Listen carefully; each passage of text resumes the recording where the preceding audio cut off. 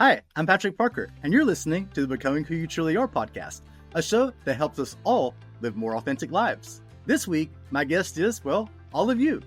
I sent out posts on all of my social media accounts requesting questions for a Q&A in honor of our 10th podcast episode together. And emceeing on your behalf is my good friend from childhood, Morgan Thompson, who you might remember as the second guest on this podcast. On social media, you all ask me just about anything.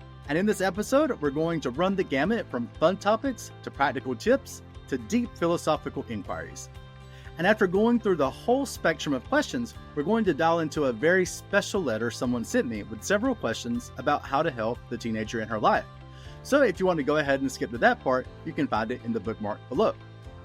Now let's go ahead and bring Morgan into the conversation so she can jump into the questions you have for me. Hey, Morgan. Hey, Patrick. Thanks for doing this today. And today you're going to be an MC/partner in crime/therapist/friend/everything else. So are you ready? Yep, sure. Let's go. All right. So your first question is from Don Burke from Houston. And he asked, what is maturity? Your guess is as good as mine, Don. If maturity is a funny word, I remember being 7 or 8 years old on my little league baseball team, and I would be sitting in the dugout reading while other boys were being normal boys.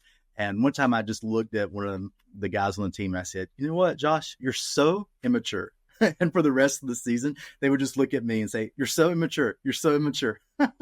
So that's what I think of when I hear that word maturity. But I think maturity is taking whatever's around you and learning the lessons that God, the universe, whatever you want to call it, has for you in that set of circumstances and that age that you're in.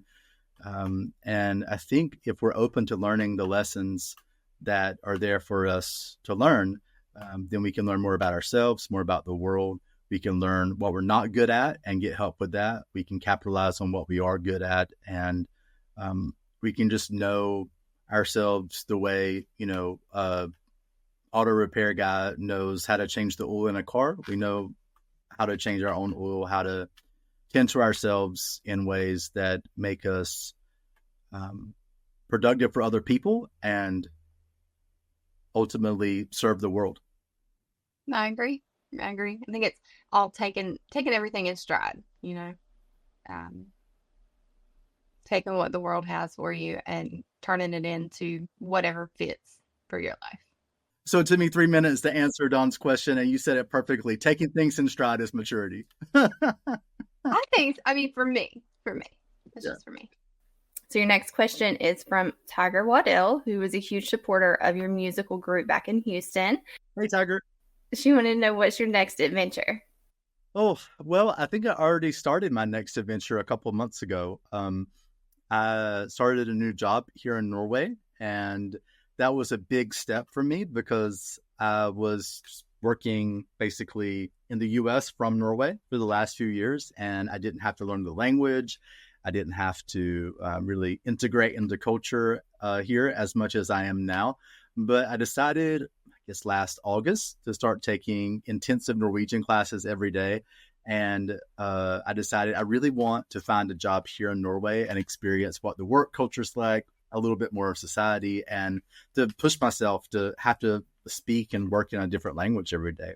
So now I'm working in the Norwegian church, doing what I did in my first career, playing music. I'm a cantor organist at a church here, just like back in the days when I knew you, Tiger.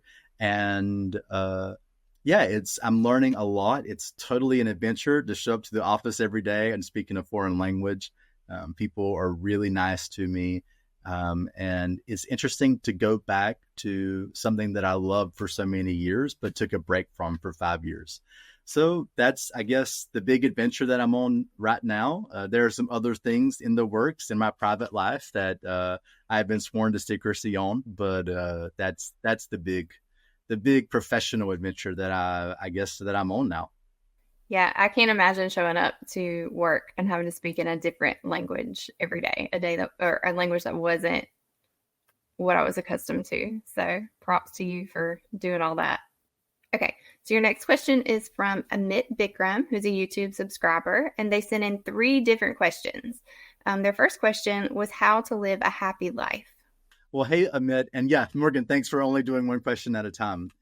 Oh, how to live a happy life. Oh, geez, if I knew, I would be very rich, I think. Well, I think that a happy life for me is not a happy life for everybody else. For example, people here in Norway, my next door neighbors, they love to go mountain climbing, and I'm afraid of heights. So the thing that makes them happiest, I'm probably never going to do. So I think it's a very personal, individualized answer. I think finding work that you like, finding a partner that you like, finding things outside of work that you like, finding a good friend or two. A dog helps, getting outside in nature. A couple of years ago, I actually did an exercise where I took it was as though my life were a pie chart, and I filled in proportionally what I was spending my time on. So, for example, this was probably, I don't know, back in 2017. And at that time, like maybe 50% of the pie chart was work. And then obviously 30% was like sleeping and eating. And I realized, oh, there's only 20% left over for other things like driving and, paying bills and all the necessities of life. And then it's like, well, actually what I want to do, there's a very little percentage that I'm spending actually like doing what I want to do. So then I made a pie chart of like the ideal life. So work was less, sleep was more, spending more time with my dog was more. And so I realized like, okay, it's important to have the proportions of all the different elements of my life in synchronicity with like what's going to make me happy, even if that means maybe making less money or, or whatever it means. There might be negatives or consequences, but if it makes me happier, then so be it. Do you have any secret sauce for a happy life, Morgan? I don't think so. I did like what you said about being out in nature. Like nature is where I find my happy place, as long as it's temperate and not too rainy and not too humid and not too hot and not too cold. So basically, if you're inside of the air conditioner, Yeah. So, like yesterday, I spent all day outside gardening, and that was great. what flowers do you all have?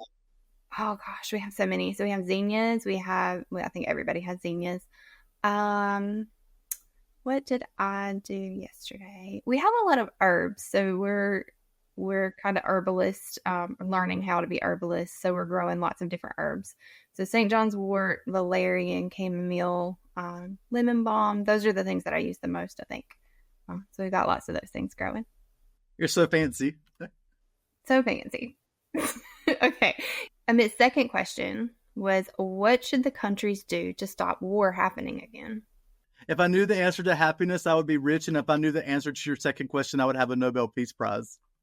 I really think that it's super important for each person to, find out who they are and what they think, because I think the more that you understand yourself, the more you're able to be in conflict with others. And by conflict, I mean, like someone can say something that you don't like and you can work with it and it'll feel uncomfortable, but you can find a way of still being peaceful, even if that person doesn't act or think or say what you want them to. And so I think all the wars that the countries have is just a amalgamation of like that thing that we all need to do. When it's not done on an individual level, it builds up and builds up and builds up in societies. And, then you have two countries acting like preschoolers fighting over a toy and blowing each other up. It seems like an impossible question to answer, because we're not entities. We're not, we're individual people who are not into politics and solving everything. We have to be responsible for ourselves. We could try to influence the world. We can try to influence those around us. But at the end of the day, we are not the world leaders that can create this change. Thankfully, that's their job. But we can work for peace in our own relationships, in our own minds, in our own homes. And I think it starts there. Yeah. And also, I think we can be thankful that we're not the world leaders that have to make those decisions and do those things, because I don't even know where I would start. I mean, it's so easy to be judgmental when you look at the different situations that are happening, but and take one side or the other. But it's so complicated. I think if I were in the situation of a world leader that was in some conflict, it's like I would be hoping that I would be doing something that wasn't. I think I would feel like no matter what I did, it would be a bad decision, and I would hope that I could only make the least bad decision. I mean, it's just, yeah, it's just really difficult, and I'm very thankful that I only have to worry about me and my family. Yeah, absolutely. Okay, so amidst final question, they're asking why is it difficult to get the right job? Most people are working in fields that don't align with their passions. And why is it hard to find work that aligns with people's passions? So that's a question that I've often asked myself as well. And, the only thing that I've really come up with is, well, for some reason, society has decided that we're supposed to pick our career field when we're 18 years old. Like, who has a good sense of like who they are and what they like and what they could spend 20, 30, 40 years doing when they're 18 years old? So I don't think that my opinion is going to change the way like universities or, how we go from families to career happens. But, so often when we start to get work history in one field, maybe we pick something that we think we're going to like when we're 18 because maybe the money's good or all our friends are doing it. And then when we get 30, we realize, maybe this is not the best thing for me. But then you have 10 years of work experience in that field, and it's hard to transition into new things, especially if it's very different from what you were already doing. So, yeah, I don't know what the answer to that is. That's just my observation of why it's so common and prevalent, is that we're asked to make a huge life decision when we're 18, 19 years old that so often we're not fully equipped to make. I agree. I think also we have to look at society as a whole and the number of jobs that are there for the purpose of surviving. Grocery store workers, service workers that are, EMTs, police officers, firefighters. Some of those things may not necessarily be a passion. I don't think our grocery store checkout person necessarily wants to do that forever. Typically they're not going to be passionate about that. But it's a job that has to get done. On the flip side, I'm a person with lots of hobbies and lots of passions, and over the years, I've had people say, oh, you could turn this into a full-time career. You could make these things all the time and sell these things and make so much money. People would love to buy your stuff. When I've tried to turn my passions into something lucrative, it sucks all the joy out of it for me. On a personal level, for me, it's nice to have that separation of my passion versus whatever I do for work. Like I just got a new job in tech. Tech is not a passion for me. It's not something that I'm crazy about, but it's a job. And it allows me time, the time and the money to put towards the things that I'm actually passionate about. So it works for me in some regard, but I can see how it would be nice for us all for our career, our thing that we spend 40, 60, 80 hours a week in some cases, when we spend that amount of time, you want it to be enjoyable. And that's not always going to be the reality. I think even if you don't love what you do, if you have a really good work environment and you generally get along with the people you're working with and there's no drama, no pressure, no stress, I think that adds for a lot also. So that was a really good non-answer, Amit. If you figure it out, let us know. All right. So our next question is from Joyce Randolph. And they asked, what is your favorite instrument outside of the organ? I love the organ because when I was 18 years old, I heard it for the first time. I didn't hear it growing up in our church, the church that me and Morgan grew up in. We only had piano, but it vibrated and I could feel it like on my butt in the seat, vibrating my butt and my legs. And it was so powerful and it was so big. And it was a very sensational experience. And I feel that way also about the French horn. There's just something very sensational about it, and it's very warm and comforting. And I also love the harp. It's also, I guess, comforting and heavenly. And also, I love the human voice, especially Wagnerian opera singers. There was this one very special soprano in Leipzig named Christiane Labor, who sang probably 4 or 5 different Wagner roles while I was there. And she was like a goddess for me. And I even have a picture with her. I can put it up in the editing for those of you who are watching on YouTube. That was a special night when, I got a picture with Christiane Labor. I agree about the human voice. I think that's really spectacular. And everyone's so different. No two voices are going to be exactly the same. And that makes that really special. Whereas an instrument, like I know there's different qualities of instruments, and so they will sound different. But I don't think it has quite as wide of a range as the human voice does. Outside of the voice, I used to play clarinet and bass clarinet. So I would say bass clarinet because it was huge and fun. And you know how you said the organ vibrated? That's what that bass clarinet did, because it was just so large compared to everything else in the room. You know, I completely forgot that, but now I remember you lugging that bass clarinet to the carpool line at Four Oaks Middle School. Okay, the next question is a bit heavier. What philosophical or ethical dilemma do you find most thought-provoking? Yeah, that is a heavier question than what instrument do I like best.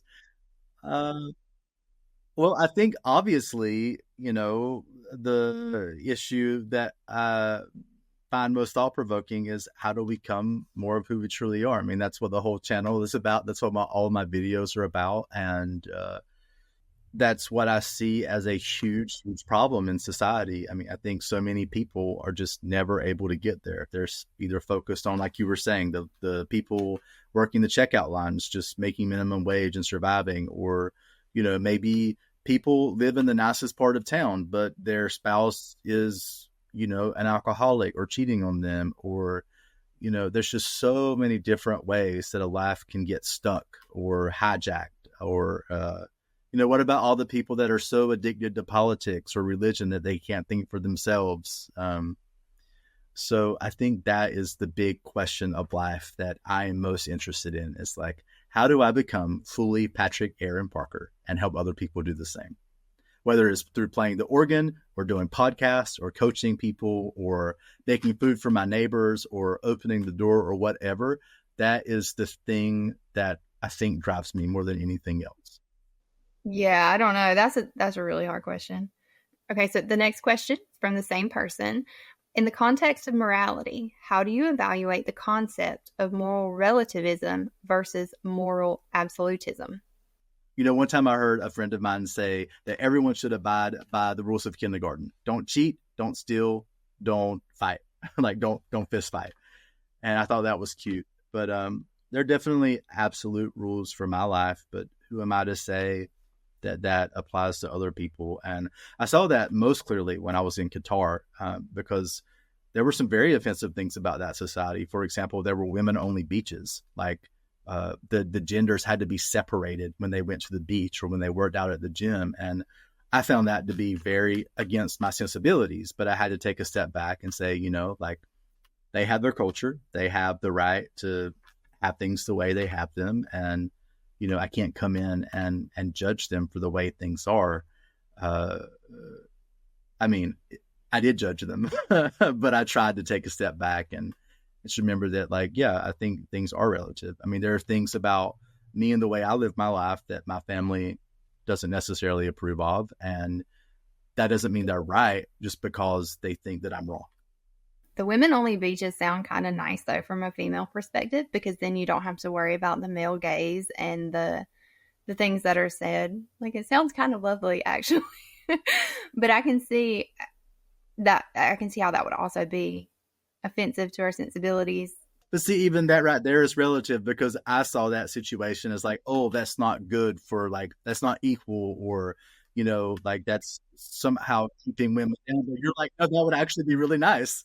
I live in a world where the people around me want everything to be black and white. They see things as very black and white. And I am not that kind of person. So Thankfully, my husband isn't either. So we're safe in our own little bubble here with our relativism. I think it is more common. I mean, I don't know, because I'm from the same part of the world as you. I probably think that the absolute is more common, that because people want to be sure, it makes them feel safe. Like if things are black and white, right and wrong, then I don't have to question everything. I can be safe. And it's like there's a rigidity to it. And you have to be much more uncomfortable to sort of examine things from different ways. So my guess would be that the black and white way of thinking is more common, but I could be wrong. Yeah, it feels kind of like a chosen ignorance, to live in that black and white space where you don't. And this is speculation. Like, I'm not trying to judge anybody, but it seems in the time in my life when I was in a very black and white space, I didn't question a lot. I just went with whatever I was told or whatever felt right in the moment, without actually trying to dive in and question and have empathy for other people and the places they were in their lives. But they look at us and our openness and they speculate about us also. Oh, totally. Every day. Oh, it's so confusing to be in community with other people. Someone asked me the other day what was the biggest conflict in my life right now, and I said, how to be Patrick among other people. And she said, is that a new thing? And I said, no, that's from like age before I can remember till now. That's why I'm a homebody and an introvert, because here I can just be, and I don't really have to worry about being myself around other people, because these people are used to all the versions of me. Next question is from Stephanie Peters. Stephanie says, bring some Southern to Norway dishes, traditions of yours, and share why they are important to share with others. Okay, so that wasn't a question so much as a homework assignment. Yeah. So, Patrick, have you done that? Have you brought Southern to Norway dishes and traditions?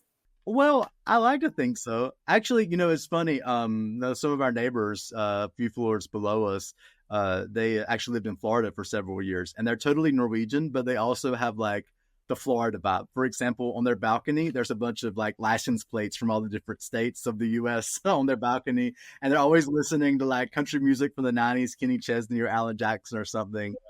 I don't think I need to bring it to them, but we did do a Thanksgiving last year, and I made green bean casserole, sweet potato pie, and biscuits, and all the normal stuff. And also when I make desserts, like Southern U.S. desserts, they think it's way too sweet, because here they don't really have. They're not so keen on flavorful food here in Norway, which is why they're so damn skinny.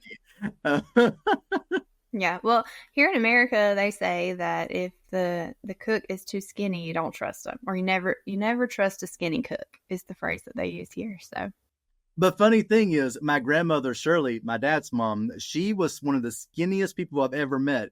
But I swear she made a cake every day, and everybody around her was fat. Maybe her secret was not eating the cake. Did you ever see her eat the cake? I would see her eat like a peck, like little bird crumbs, Patrick, this next question is from me. What has it been like to learn Norwegian over the last year? It's been a damn headache is what it's been. First of all, it was expensive. So it's like, okay, if I'm going to pay this much money, then I'm going to go to class and I'm going to get something out of it. But I had to ride a bus probably 30 minutes one way to the class. The class was 2.5 hours and then come back. So it was like a half a day. It was basically a 25 hour a week job. And I met some really cool people through the classes. It was intensive. So every weeknight I was there. People from Turkey, Brazil, India, all over the place. So it was really cool to have that international vibe. I learned a lot about how to teach and how to learn from the teachers, because they were really supportive and fun, and they weren't too strict on us. Like they didn't say, oh, you didn't pronounce that right. It was more like, are you trying? And, can you, like, let's try. So there was something experiential about the classroom setting that taught me how to learn and how to teach that I think I'll take with me for the rest of my life. So I know some ASL I sign with my kids, and that's a language that we're learning at home. But outside of that, I really don't know anything else. So I would love to learn another language in the future. But I think you said your kids were able to communicate with you in sign language before they were able to speak with you, right? Yes, a little bit. We learned simple signs early on, and COVID was really the kicker for us to learn more ASL. I've known some ASL since I was really young. I lost my hearing when I was 8, so that was important to have some, sign language experience. Even though we didn't speak it at home, that was not a thing that was done in my house because it was a short period of time that I had lost my hearing. But during COVID, with the masks, it was hard to communicate with the kids if we were out in public and we all had masks on our face. They couldn't read my lips if it was a quiet time. Church specifically, when I needed them to sit down now, I needed to be able to tell them to sit down now. Or if they needed to stop doing whatever they were doing, if they were jumping all over the pews, it was stop now. And with ASL, you communicate with your face as much as you do with your hands. So, you can't see my hands very well right now, but when we sign, we also use our face. So it's very expressive. It's a very expressive language, and I love that. It's fascinating. Okay. Yeah. So an anonymous person from Houston asked, Patrick, in several years of your videos, as well as your book, you've referenced Scott Peck and his book, The Road Less Traveled, which has sold umpteen million copies. The person says that they have a major problem with that book, and maybe you could help them out with it. Here's the part that they take exception with. The word love is so generalized and unspecific as to severely interfere with our understanding of love. Consider the matter of pets. We love the family dog. We feed it, we bathe it, we pet it and cuddle it, and discipline it and play with it. When it's sick, we may drop everything and rush it to the vet. When it runs away or dies, we may be grief-stricken. Indeed, for some lonely people without children, their pets may become the sole reason for their existence. If this is not love, then what is?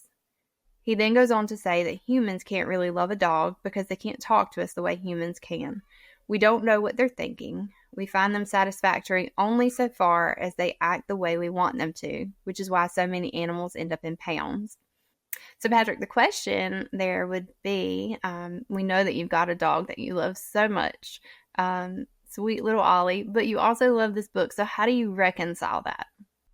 This kind of goes back to Amit's question again of like, what can we do to stop wars? It's like, well, I think it's really important to take what we like and leave the rest for people. So, okay, like right now I'm feeling like, ugh, Scott Peck, gross. But, like 90% of what was said in that book, I really resonate with. So it's like, well, I can just ignore that part. Just because it's written in a book doesn't mean it's true, for God's sake. Or just because it's on a video on YouTube doesn't mean it's true. So, I think it's important to have thick skin and, decide for ourselves what's true. But I think maybe her resentment lies in the fact that he wrote this. He had such a huge platform. That book has sold millions of copies. So it's like such a huge voice telling people this. And I think I agree with the person who wrote the question. I think that humans can love dogs. And in fact, one of several of the daily entries in my book is a meditation book, daily readings, and several of them talks about how I think that dogs can love better than humans can, and that maybe dogs loving humans is actually like the central plot point in the human story, maybe even more so than spouses. I don't have kids, so I don't know about that yet. Maybe my opinion will change one day, but I think animals, each animal is biologically different from the other, and they each have strengths and weaknesses. So to say that just because a dog can't talk to us doesn't mean it can't love us seems like bullshit. For example, like birds, they get their sense of direction not from looking down at the ground, but like actually by looking up at the clouds. And bats have sonar, and some animals are great at smelling. So who's to say that dogs can't love at even a higher frequency that we can, and that we're actually the ones that can't love, or that we're actually more limited in our capacity to love than they are. So I think I reject that notion. So I know that my pets, maybe it's not love, but it's extreme affection. Our dogs, we have two Great Pyrenees dogs, and when my husband comes home every day, they lose their minds. They are so excited because he's home. They don't act like that with me. They tolerate me. That big puppy Fergus, I think I'm his favorite, but then when I see his reaction to my husband, I'm like, oh, maybe he's the favorite after all. And then our cat Bean, Bean doesn't like me, and that's okay, but he adores my husband, and it just is what it is. But yeah, I think even if it's not love, it's some sort of affection. There's some sort of camaraderie that animals have with us, regardless of what some dude says in a book. Agreed. Okay, so the only one left is this big letter. A very heavy letter with a lot of important questions and topics. And I don't think I have all the answers, but I'm just going to give it my best shot. But maybe you can help me. Okay. All right. And this is someone that I know in my personal life, someone very close to me that I love dearly. So, and I know that they have a heart for other people. And she asked all of this just out of pure love. Love, and also an understanding that there are parts of the human experience that she's not privy to, which kind of goes back to Amit's question. I keep going back to his question of like, well, if we don't want to have war in the world, then maybe we should understand that like we're not all the same and that some people need different things. Yeah. Right. Yeah. Well, isn't that empathy? Like, well, to a degree, even if we can't feel what the other person is feeling, we can imagine it. We can try to put ourselves in their shoes and try to help them become the best version of themselves, become who they truly are. Okay, we ready to read the letter? I'm nervous, but yes, let's go. My stomach's hurting. Okay. Hi, Patrick. I watched the YouTube podcast episode you did with Morgan, and I felt intuitively that I would be seeing more from you. When I reached out to her for a book to borrow as I launched myself into guiding a newly out 19-year-old girl who was like a little sister to me, she mentioned you, and I asked if she would put us in touch. I am in need of all the advice. My foremost question is this: what did you need when you were newly out that you either did or didn't get? Do you want to stop and answer that? Yes, because there's about 10 more questions after that. There's a lot.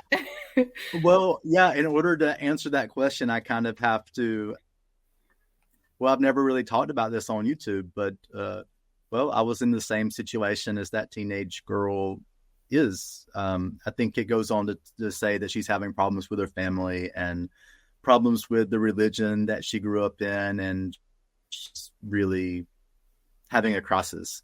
So that was me when we were teenagers. We talked a little bit around that in episode 2 of the podcast, but I didn't come out and like specifically say like, here's what was going on. But I think the one thing that I needed that I didn't get is, if I'm just being really, really general, and maybe we can go into more specifics in the next questions, is, when I started to tell people, that I was different in this way, it immediately, I got a lot of reactions and responses that were either political or religious. And it was like, all of a sudden, that's all that I was. And so I think that it is important for teenagers in this situation to have adults that don't think of it in political regards of like, oh, our family is conservative and, oh, you're going to become a liberal now, which I think now being gay isn't so divisive one way or another like it was 20 years ago. Oh my God, it's been 20 years since we were teenagers and I came out. And I think, religiously also, it's like, I just think it's something separate, from politics and religion, and it's about that person, and it's about them. It's not about what you think or how you see the world. So I think that's a very Well, if I'm being judgmental, I think it's a very selfish response that adults often give teenagers. Another thing is all of a sudden it became everything. It became the way people saw me and the way I felt people were seeing me, and it was extremely uncomfortable. And it's like, I think it's really important for any gay teenager or gay person, period, to understand and realize that like it's just a very small part. Um, you still need to go to work, you still need to go to school, you still need to make your bed, you still need to wipe your ass when you shit. You know, like um, it is not defining. It does not define you. It is one small part of the very complex tapestry, patchwork quilt of who you are. And to reduce yourself or to allow somebody else to reduce you to just that one thing is just, well, it's just a disgrace. Got a lump in my throat now. In this evangelical culture that we grew up in, I think it's common that everyone, in a sense, is reduced to their sexual orientation in some regard, because as women, we're told, that your worth comes from marriage, your worth comes from children, and marriage to a man specifically. So when you go against that, when you push against that status quo, it does feel like you're reduced to your sexual orientation being your entire identity. People forget all of the other wonderful things that make you who you are. When we were kids and you came out, you had so many other things in your life that were so important to who you were. At the time, music was such a big part of your life, maybe all of your life. Like that took up a lot of who you were, and to be reduced to just gay, like I can't imagine how painful that must have been at the time. I think it's great that you're talking about that and encouraging this person to examine this teenager that they're going to be hosting as more than just their sexuality, and really digging in and figuring out who they are as a person and what they want the rest of their life to look like, because this is such a small part. It's an important part of who they are, but it doesn't have to be their entire identity. Now I have a lump in my throat also. And I answered the question of what I didn't get, but there was also one thing I did get, which is, I had one friend that I could talk to, you. And I think if that girl has one friend that she can just, I mean, we talked about me being gay and you being pregnant, and that was part of it. But we also just like went to Dairy Queen and got blizzards, or listened to the Wicked soundtrack, or like whatever, So I think if she has just one good friend, that's enough to counteract all the anything else she's getting, I think. Just having anybody to speak life into. I hate using that term, it's so evangelical. Having anybody that is going to love you just as you are and just be with you in the moment, whether it's good or bad, easy or hard, having a partner to come alongside and just love you through it means a lot. And I think that she's going to get that in the house that she's going to be staying in. I really do. And you don't mean partner as in romantic partner, but just someone. No. Just a friend. And I guess I use partner not because obviously not the romantic part of it, but there's a different level of friendship.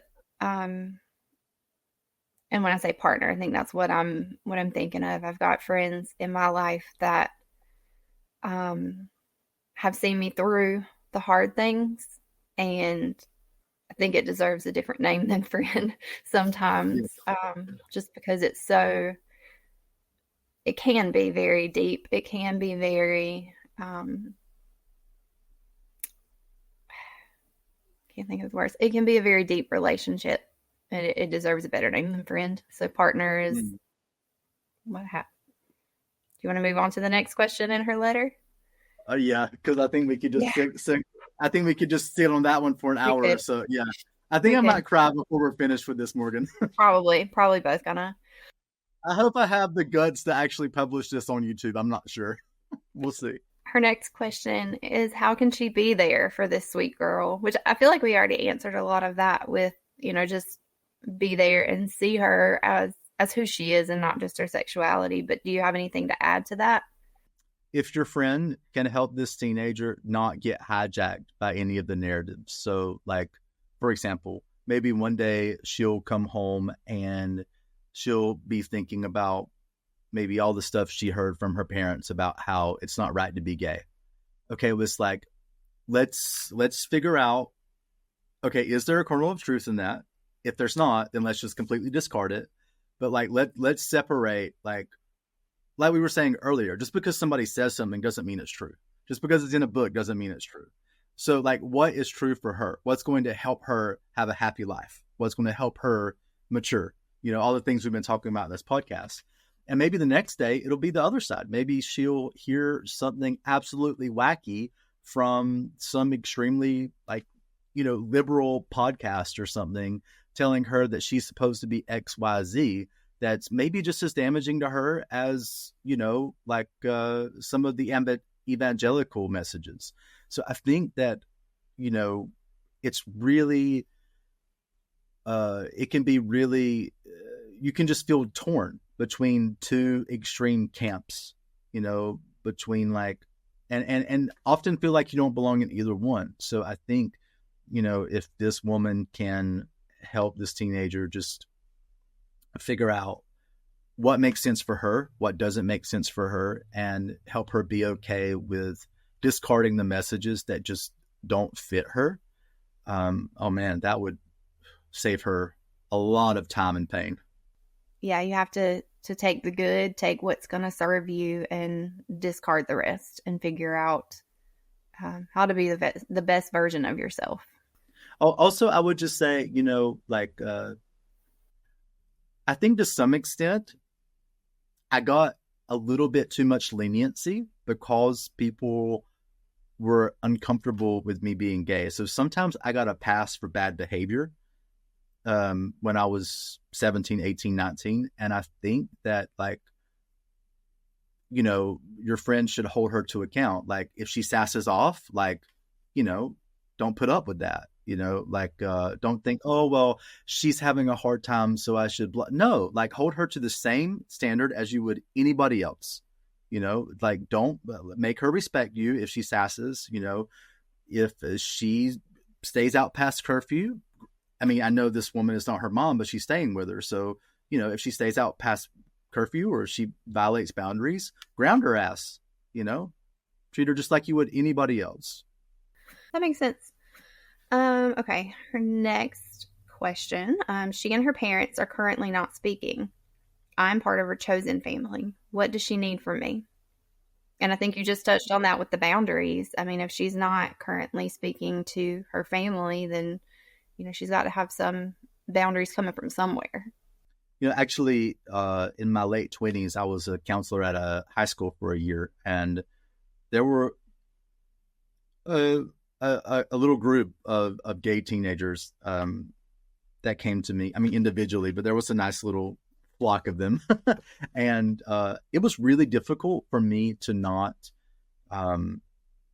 be too soft on them. So maybe I'm actually kind of giving that advice to myself retroactively. But this was true for me that year in that high school, and it might be true for her or almost anybody that's close to a teenager, that it really put me back into that place of being a teenager myself. And it really sort of opened up some hurts from that time in my life. And it was really difficult to sort of let that person be that person and let me be me, and be really clear on where they ended and I began. For example, sometimes those teenagers get really, really, really close to me, and they would say really, really personal stuff. And then they would really pull away, or maybe they wouldn't even come to see me for a couple of weeks. And I wanted to be like, hey, where are you? Like, I wanted to come drag them, like, oh, talk to me. I wanted to know what's going on, And so, yeah, holding her to account, but also giving her space. So how's that for a contradiction? Yeah. It's, as a parent of a teenager, that's what you have to do. It's a constant balance. I want her to tell me everything, but also there are times where, like, I don't need this right now. Like, you're crossing my lines, or there are other times when tell me more, and she has shut down. So it's a constant give and take, respecting each other, not just her respecting me and not just me giving her space, but there has to be, mutual respect there. Okay, her next set of questions has more to do with faith and God, your understanding of God. So the first question in this set, what led you to understand that God still loved you even if you pursued men? She says that her friend believes that she has to set God aside right now because he could not possibly want her if she's pursuing women. Well, that's what everybody thinks, right? I mean, that's what the church is telling her. And that's what also the entire LGBT, or 98% of the LGBT community is telling her. But, I know plenty of priests that are openly gay. I know plenty of church musicians like myself who are openly gay. I know very, very fine spiritual writers who may not have openly said they were gay because they came a little bit before our generation, but it was very obvious, if you were tuned in at all. Henry Nouwen, for example, he was a Catholic writer and priest. And I don't know. I might get sued for slander if this video is viral, but I just can't believe that he wasn't gay. But yeah, I mean, of course she thinks that because that's what everybody's telling her. Even it's funny how, like, that's the one thing that the most conservative people and the most liberal people will agree on. I mean, for different reasons, but yeah, of course I fell prey to that as well. And, I talked about on our episode that we did together a while back, I talked about how I felt like when I went to college, I went to a very UNC Greensboro. It's a very, like, they call it UNC gay, UNCG, UNC gay, because there's so many gay people there. And, but I felt like I had to set aside my entire community of origin. I felt like I had to set aside my friendship with you, much less God. And I think that's a very false dichotomy. And I think it's very normal to be programmed that way. But when you kind of take the 5,000 foot view, it's also very shallow, and a little bit ridiculous. But yeah, I mean, I fell prey to that and I was miserable. I was miserable for 10 years of my life. But what was the actual question? That way I can wrap it up in a bow a little bit better than what I just did. What led you to understand that God still loved you, even if you pursued men? What led me to believe that? Yeah. So basically just a shitload of pain. I mean, I was just miserable, and I was the way I was thinking about life and the way I was strategizing about life just wasn't working. And so, eventually I became friends with a guy named Mickey that I also did a podcast with, and he is very Jesus centric and, like, I love Jesus sort of guy, but in a pretty non-judgmental way.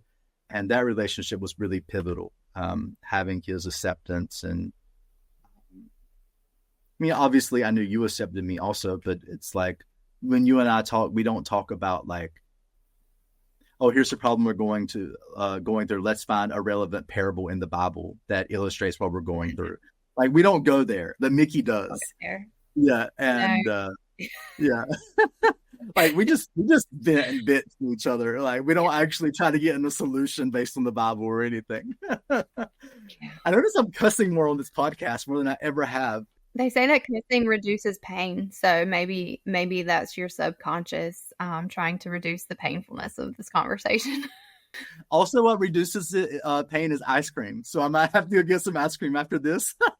Sounds good. We're out of ice cream. I need to go to the store. Yep. But yes, I know that God loves me. I love God, and I don't know what God is. I think God is completely, like, there's not a man in the moon called God. There's not a person looking down on us. I mean, maybe there is. I could be completely wrong, but I think God is so big and so vast and so incomprehensible. Also, God made me. So now that all of my friends are having kids, like I look at you with your girls, and even on the worst days, like where, maybe they're sick or, you're just totally exhausted, you still love them unconditionally. And so the idea, you made those kids, and so you love those kids unconditionally.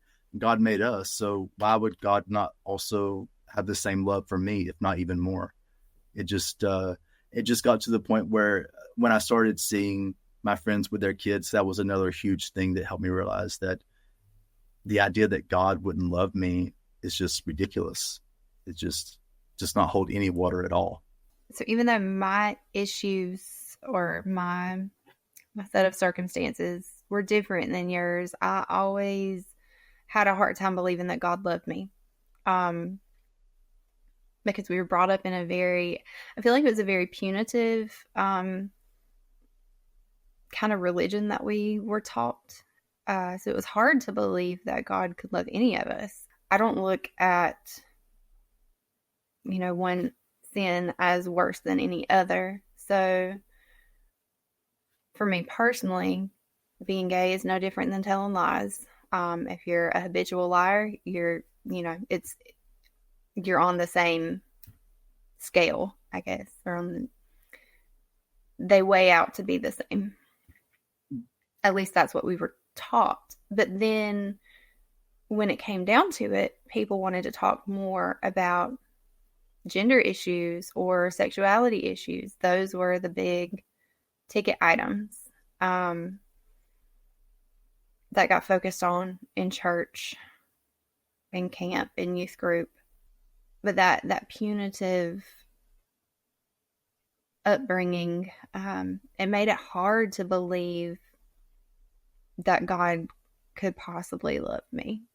And it wasn't until I was older that I really was able to see the love that is God. There's a few books that have helped me with that. From the Jesus end of things, Gentle and Lowly by Dane Ortland. It just talks about the character of Jesus, the heart of Jesus. That helped me realize and view Jesus differently, view God differently, not as someone who wants to punish me and someone who hates me for everything that I've done wrong, but like a parent, someone who loves you and just wants what's best for you. I think at the end of the day, I have to view God that way, as a parent who just wants what's best for me. And yeah, maybe there's rules that go with that. But like you said, God made you the way he did. So I don't know that that's something that he could hold against you. I know that's an unpopular way to look at it in the world that I live in right now, but that's just how I feel. Okay, so two thoughts, or probably more than two. I'm going to sort of verbalize something that went on in my head that I think might be really illuminating to your friend and this teenage girl. But before I get to that, I'll just validate, absolutely, we came from this place of for example, I remember our youth leader, not the main one, but the one before her. He told us about this essay called "Sinners in the Hands of an Angry God" by this 19th century preacher. I don't remember that. I think I was a year older than you, so maybe it was my first year and you were still in middle school. But yeah, it's okay, go back and read that essay. It is not appropriate for a 14-year-old to read, or really anybody, I think.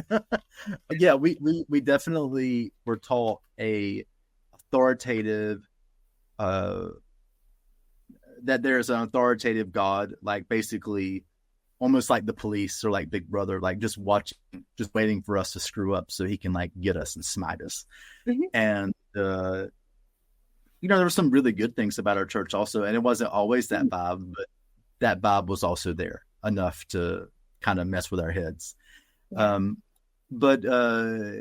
Yeah, one of the things that helped me really understand that God loves me is a book by a guy named Patrick Carnes. So my friend Mickey that I did the podcast episode with, he's in 12-step recovery. And, you know, one of the things that he realized about me is that maybe I was a bit more Christian than I realized, or maybe I loved God a little bit more than I realized, or at the very least that I had this big resentment in my life that he wanted to help me work through.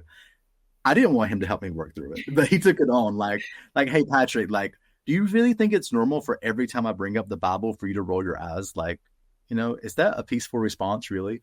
So he took me through this book called A Gentle Path to the 12 Steps by this guy named Patrick Carnes. And, you know, the 12 steps is really for anybody, and it's very experiential. And I think that it's in many ways very aligned with Christianity, or really any religion, but I think it's kind of got some Christian roots in the original, like, you know, Alcoholics Anonymous text. But the 12 steps, I think, you know, that work that we went through, I think it gives you like the miracle and the spiritual experience that, you know, being baptized in the name of Jesus or being saved in Jesus is supposed to give you, but many people often don't get because of all of the extra.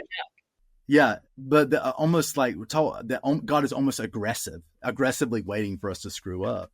But it's like, well, how can you feel spiritually safe and open up and explore your inner world and like who you are if you're taught that like God is waiting for you to F up? But that book, I remember one of the exercises was he had maybe 4 or 5 different versions of God. And one was like an authoritative God, one was an aggressive, and one was like a very benevolent, loving God, like you were describing this author talking about in the book that you read. And I just remember that totally blowing my mind. That just really blew my mind. That, you know, maybe God isn't aggressive. Maybe he isn't authoritative. Maybe he is she. Maybe there's no gender. Like maybe it's just so much bigger than any of us can comprehend. And so why are we even worrying about whether or not a woman has a baby, or whether or not like 2 guys are cuddling up on a Saturday night or whatever? Like let's see the big picture. Like, let's go to Pluto and back, you know, thinking about this. Along the 12-step lines, I'm a fellow 12-stepper as well. And one of the first 12-step program I did, it was the second one, the leader of the 12-step program that I initially joined, his name's John Eklund. He wrote a book called Recovery Alive. Basically started his own little 12-step program that has gotten huge. But the way that he wrote that book, the words that he wrote in that book, also really opened my eyes to the fact that God really loves me. It's not just he's out to punish me. The first 12-step program I did was a Christian 12-step as well, and it felt very punitive. It felt very authoritative, and it didn't feel like it brought a lot of peace. But this second one, that's when the peace came. That realization that what's in the past is in the past. It's done, and if God forgives me, then he's forgiven me, and I don't have to keep beating myself up over it. He's not waiting for me to mess up so he can smite me. That was a huge revelation for me. And I think I was 30. No, we had just moved into this house. So yeah, it was just a few years ago.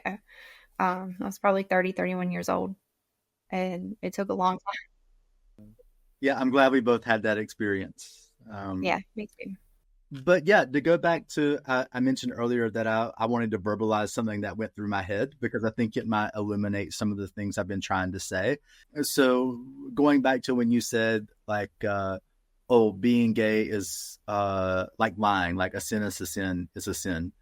So, okay, if I were 18 or 20 or even 30, like I probably would have just shut you down right there, and I probably would have gotten angry, and I wouldn't have given you time to say the rest of what you said, which, like, put in context to the whole, there was really nothing offensive about it whatsoever. Like, you were explaining how we were taught.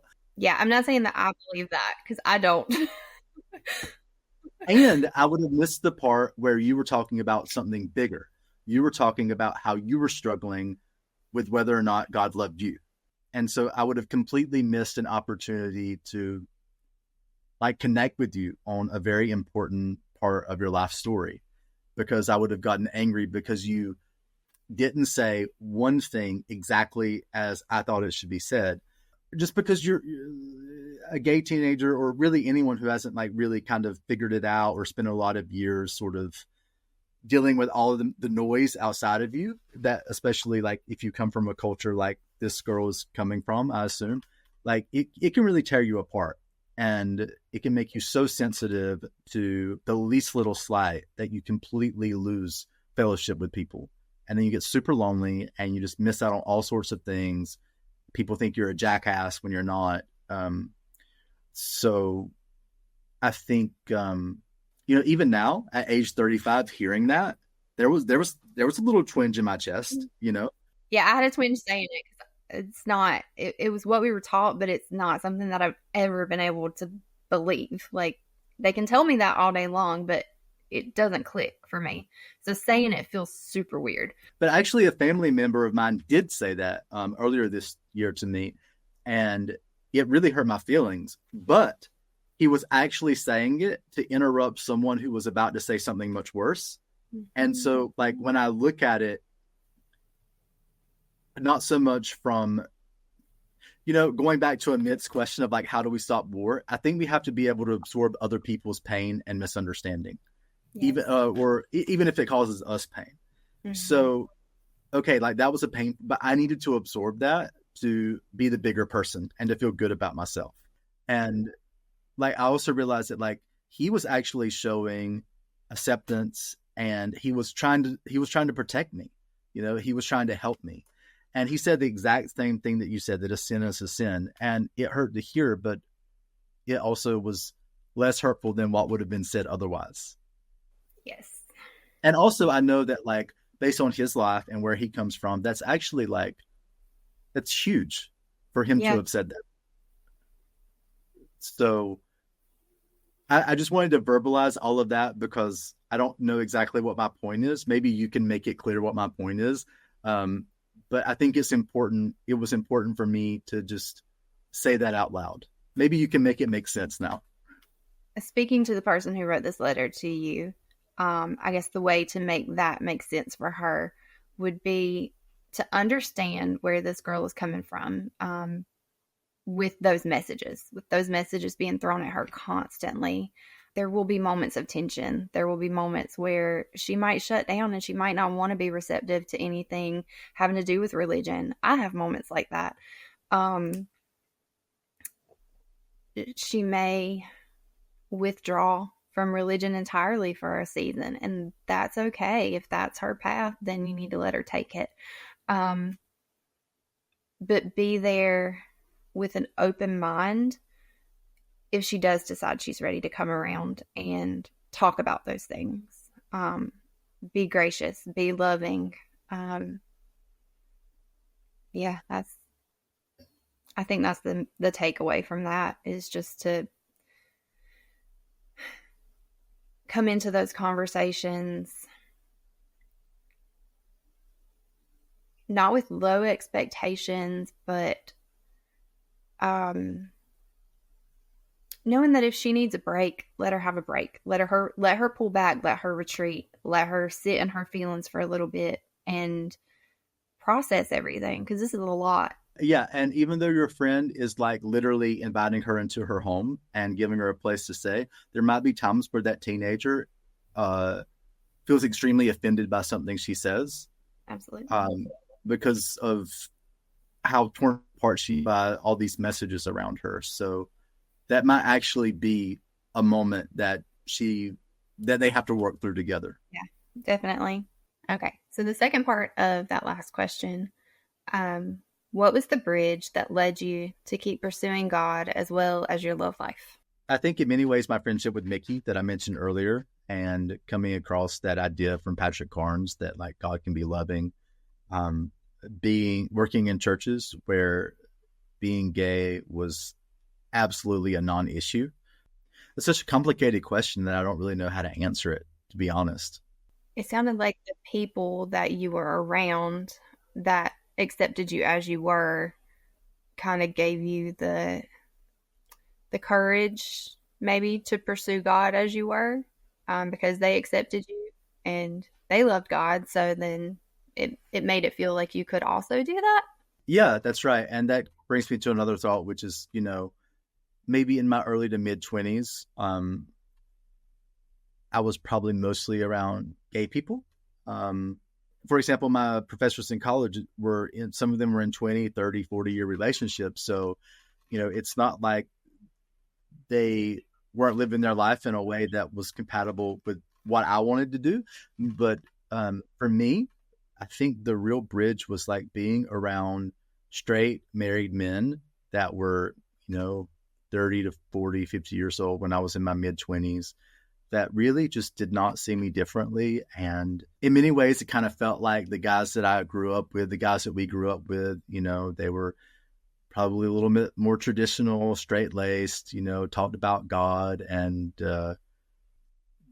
having that male companionship from like straight married guys that were having babies and families and having normal lives. I think that probably did it more than anything else. I don't know why, but that's what helped for me. So maybe camaraderie is the key. Like just having somebody to be with you. Like we were talking earlier about friends and having good friends and partners in all of the junk that life throws at us. Maybe the secret there is just being seen. Just being seen by someone and accepted as you are. And being seen by the type of people that probably earlier in my life would have rejected me. You in this letter is giving me free therapy. Nice. Glad we could help. Okay. The last thing that she has to say, she says she has an excellent book called Unclobber by Colby Martin that she plans to either read with this girl or have her read. He goes into the reasons that he believes the church has tragically misinterpreted passages like 1 Corinthians 6:9 and 1 Timothy 1:10. She's wondering if you have any other books you recommend on the subject of reconciling the anti-gay scriptures with the notion of a loving God. She says, I'm ultimately wondering why a gay person who was reared on the idea that God condemns gay people to hell could find it in their hearts to keep on loving God and move through all of that to a place of peace and rest. Ultimately, why do you love God? I can put some references in the comment section below. Nothing comes to my mind off the top of my head, but I know I've listened to a couple podcasts here and there and probably read some books. But where I am at my life, like right now, today, 19th of May, 2024, age 35, is that question is not really a question worth answering because it's such a logic-based question. And well, it's funny, actually, the book that's coming to mind now is Sex God by Rob Bell, where he says that when we're having sex, it's the closest thing to God that we ever come to in this life. I mean, don't quote me on that, but I think that's a general idea that he has in that book.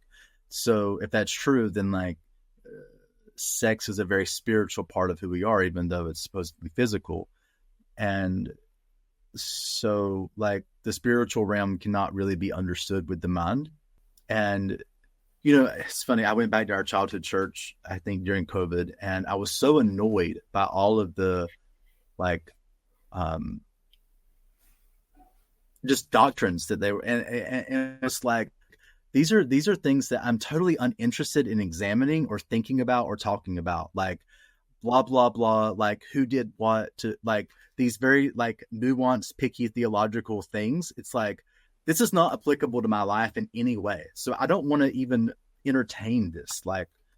It's going back to that idea of not everything you read or hear or see is true. Figure out what's relevant to you, take what you like and leave the rest. So for me, this question is it probably was helpful for me in my early 20s to read some books on that topic or listen to podcasts on that topic, just to hear that, okay, there are people that believe the opposite or believe differently than what I heard. But at this point, it's this thing called life is so much bigger than being gay and is so much bigger than anything that can be put in the Bible or the Quran or anything.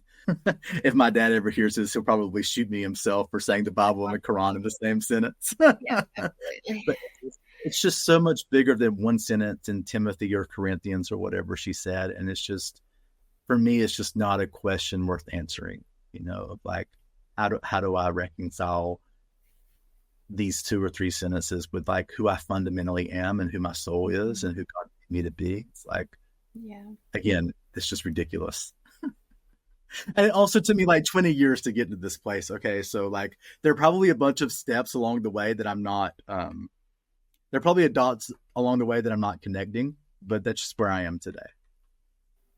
I'm in a weird place with theology right now. Like it used to be so important to me, and I did so many deep dives on so many different doctrines and theological concepts that I'm having to kind of unpack a lot right now in my own life.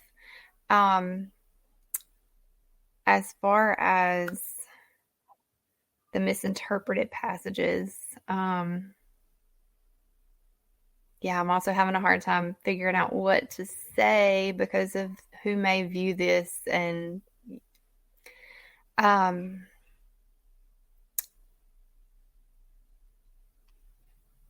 just gonna go for it. So in a lot of these Christian circles, they believe very strongly in the inerrancy of the Bible. I have a hard time believing that the Bible that we have today is the same Bible that was written thousands of years ago. I have a hard time believing that things haven't been twisted to either oppress people, keep them oppressed,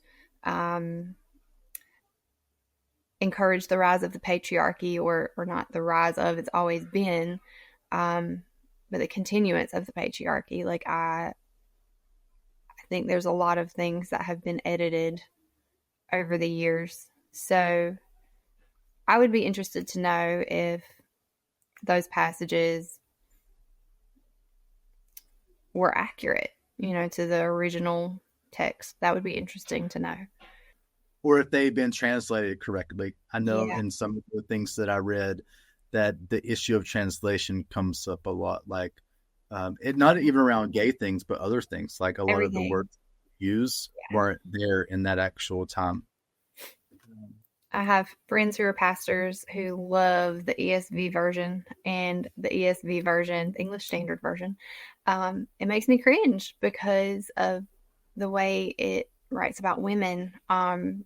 It, it when you compare it to other versions of scripture, other translations, my favorite is the CSB, the Christian Standard Bible. I just like the way it reads. It's really lovely, the way it reads, very eloquent. They take power from women in the ESV. There are women that have had higher positions in the church, back in Acts. The ESV changes just a few words, and it changes the whole meaning of a sentence. It changes a woman's title. There's just a lot to unpack with different translations and figuring out what's what. I think for me personally, dealing with homosexuality in the Bible, trying to reconcile the two, I look at Jesus and what Jesus had to say, and what I found that Jesus had to say about homosexuality was nothing. And if someone else has something, I would love to hear it. And I'd love to dissect that, but I've not found it.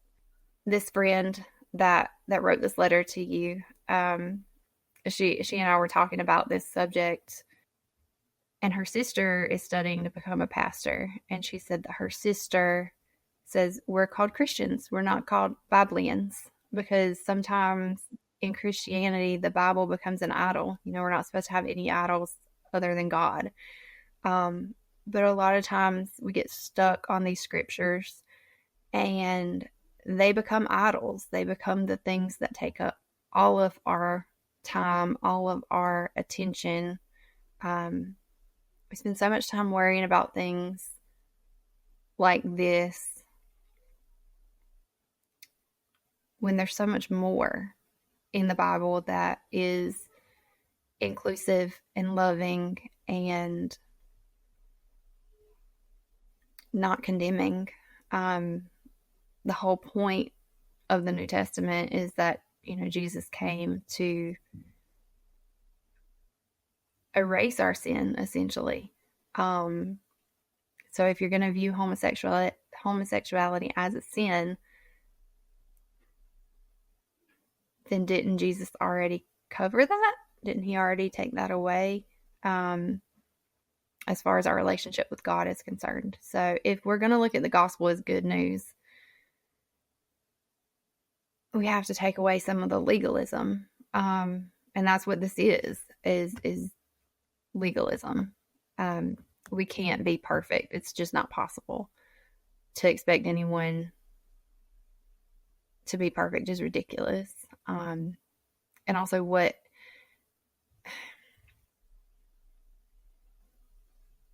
I'm just not sure that the translations got these right. Well, yeah, and since you ended on that note, I had a thought. Different times in history, such as the Council of Trent, where people got together and decided what the Bible would be, and that was much after the time of Jesus. So even the idea of what was included and not included, even back in the day before it was translated into English, And it's funny, actually, that the evangelical movement proselytizes that, we can have a personal relationship with God, that he's a personal savior. And yet you're supposed to follow what the Bible says legally, rather than listening to your heart and what God puts in your heart. So we have fully and completely not answered that question. Let's go into the next one. I don't know if we can. I'm ultimately wondering why a gay person who was reared on the idea that God condemns gays to hell could find it in their heart to keep on loving God and move through all of that to a place of peace and rest. Ultimately, why do you love God? How did you get here? Well, the place of peace and rest thing, I think that was when my friend passed away. She was in her 70s. She was basically like a second mother to me, the work mentor, just really wonderful, special lady. And I literally experienced reality differently in the first few days after her death, first few weeks. Like I could feel her in the trees. I could feel gravity differently. I could feel my body differently. I mean, it was like a completely different altered reality. And that was one of the first moments that I really realized that there's so much more going on here in this thing we call life than what meets the eye. Mm-hmm. And I was tuned into it in a deeper way due to just that immense loss. And also the way she set it up. I mean, she told me, she was like, she didn't tell me she was dying. She didn't really tell anybody because she's a Christian Scientist. So it went against her core belief. Like they don't talk about sickness because they believe it makes the sickness worse. And, but she told me, I hope to speak to you in phase 2, for lack of a better term. And she was basically saying, like, I'm going to talk to you once I'm quote unquote dead. So that was a big part of me coming to peace with life in general, coming to peace with death in general. I mean, some of the conversations we had in the weeks and months leading up to her death, I mean, talking with a dying person that is pretty special. It was a pretty singular experience, and especially when you don't know they're dying. Mm-hmm. And it was also a time in my life where I was asking some of the big questions about life that I think your friend is sort of hitting on. I mean, it's all the context of being gay, but I think everybody struggles with the idea of like, can I really love God? Does God really love me? Am I really lovable? But yeah, I was asking these big questions, and she didn't have answers, but she helped me see just how big life is and just how much love there is in the world. And she was also raised Southern Baptist, like I was before I went to our Christian church. So I think that helped also. And she was just talking about some of the different things she went through. And, it was like, okay, this is how I feel when I'm around her. This is how I felt growing up in that other way. So it's like, which one works? Well, it's totally obvious that how I feel with her and people like her is just so much more fulfilling and rewarding. And the other way is all about, like the rapture coming tomorrow and God blowing up the world or whatever, and Which it's isn't like, even in the Bible, by the way. There's no what? rapture. I don't know enough to agree or disagree with you on that, but it's like, where's the joy in focusing on that? It's like, my dad would often say in my childhood, like, oh, God's going to come back any day to take us away from this, this life on earth, as in, like, no, life is life. Like, it is meant to be Yeah. enjoyed and to be like lived, not to just wait for some other place that we're supposed to be going to. No, it's like, it's now. Heaven is now. Yeah, that's always struck me really weird when people say that because, like, well, what are you doing now? Like, how are you making the world a better place now? How are you impacting people's lives now when all you're focused on is what's going to come when you die? And you're just kind of trucking along till you croak instead of actually trying to make a difference. Um, We're just engaged with life. yeah, there's no joy there. Well, I shouldn't say that. That's judgmental. For me, there was no joy in that. So what was her actual question? And I'll see whether or not I answered it. Um, ultimately, why do you love God? Ultimately, why do I love God? Because I've tried just about every other way and it wasn't as fulfilling as this way. I mean, I love God because I am God and God is me and God is you. And I have just a little tiny part of God in me. And so how can I love myself if I don't love God?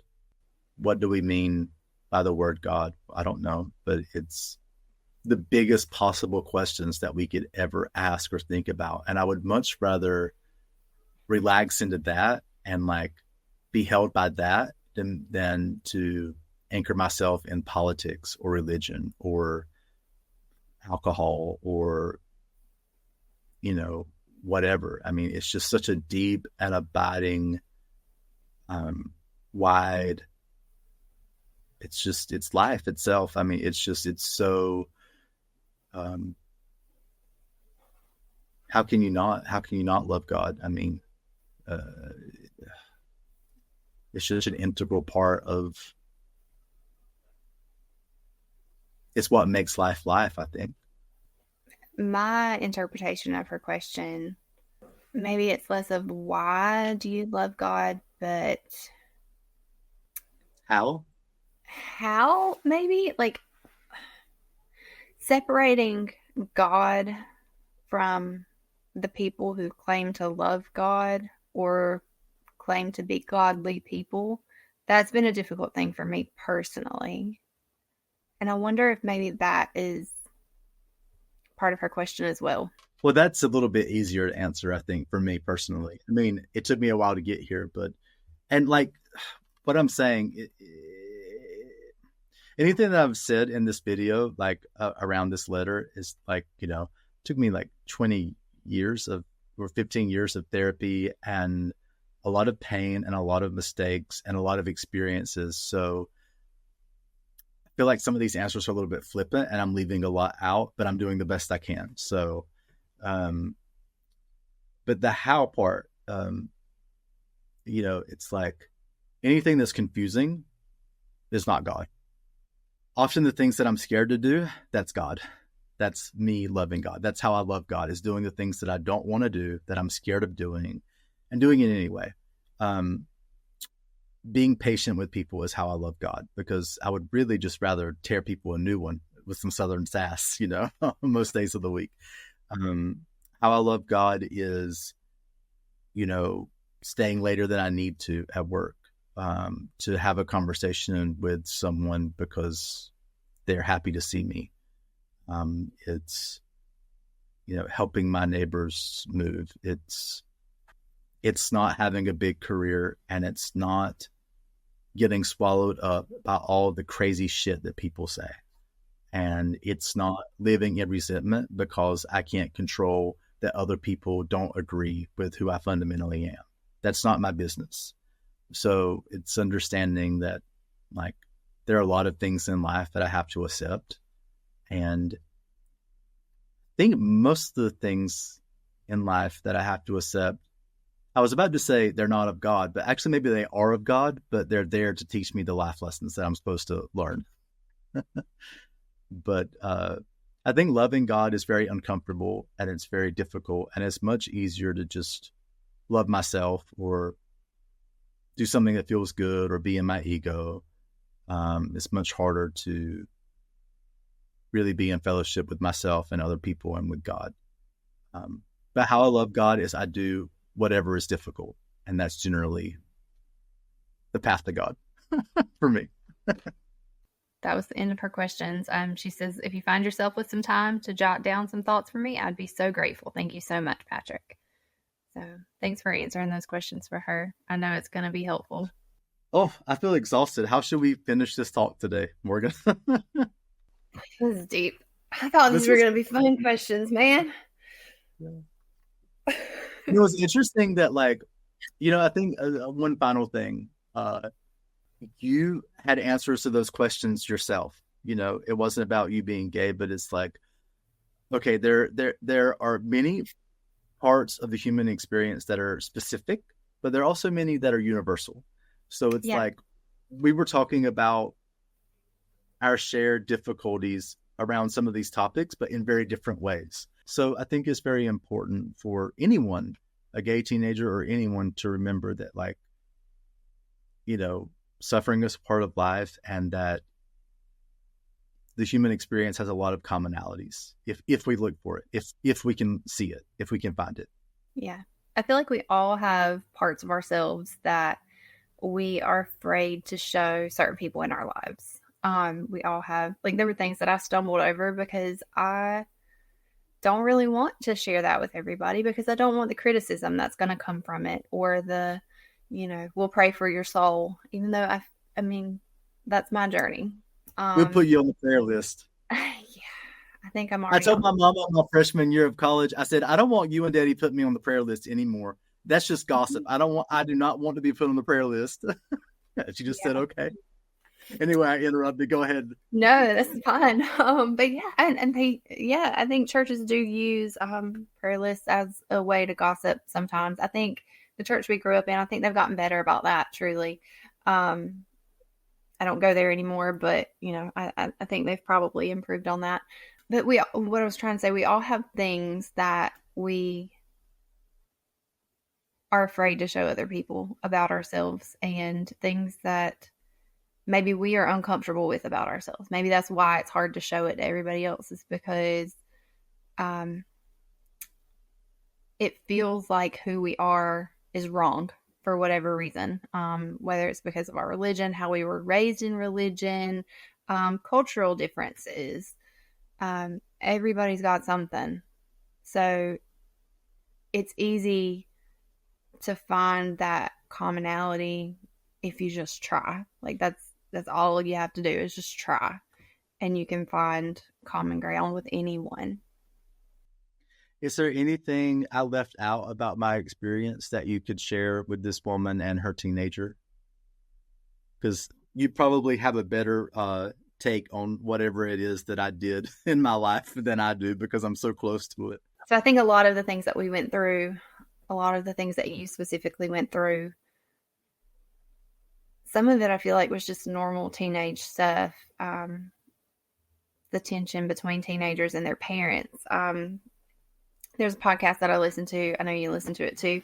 My and Bialik's Breakdown.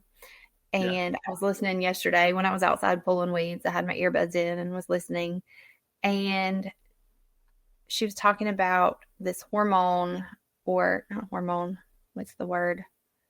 A pheromone that is emitted from the mother, which I know this person wouldn't have this in this case, probably. But there's a pheromone emitted from the mother when the kid is becoming a teenager, or getting ready to fly the coop, between 16 and 18 usually, that causes the kid to be repelled, so that natural separation happens. And that just blows my mind that our bodies can work that way. But I think that's just a normal part of life. That goes to show us that, hey, it's designed this way for a reason, so that this kid gets out on their own and figures out their stuff, separate from the house they were raised in, separate from the people that they grew up with. So the fact that this teenager is trying to find her wings and find herself, I think that is wonderful for her. And I wish her all the best. Yeah, I wish her all the best also. And, we did all right. You've been with your man for a long time. I've been in a happy relationship mostly happy relationship. They're all mostly happy, right? Yeah, they're almost. If it's only mostly happy, that's as good as it gets. Okay. Yeah, but we've been together more than 5 years, and we both have dogs, and we both have good lives. So I think if we can do it, pretty much everybody else can as well. Yeah, we survived. I don't know that we've made it per se, but we've done okay. And I think she'll be okay too. Well, Morgan, thank you so much for doing this with me today. It's always good to talk to you, and this has been such a meaningful conversation. So yeah, thank you so much. Thank you for having me. Yeah. Love you, girl. Love you. That's it for this week's podcast. If you'd like to support the channel, you can go to patreon.com/PatrickAAParker. And while supplies last, I'll send you a free Audible version of my book, Becoming Who You Truly Are, with your subscription. Thanks for watching and listening. And until the next episode, I wish you nothing but the best on your life's journey to becoming all that you truly are.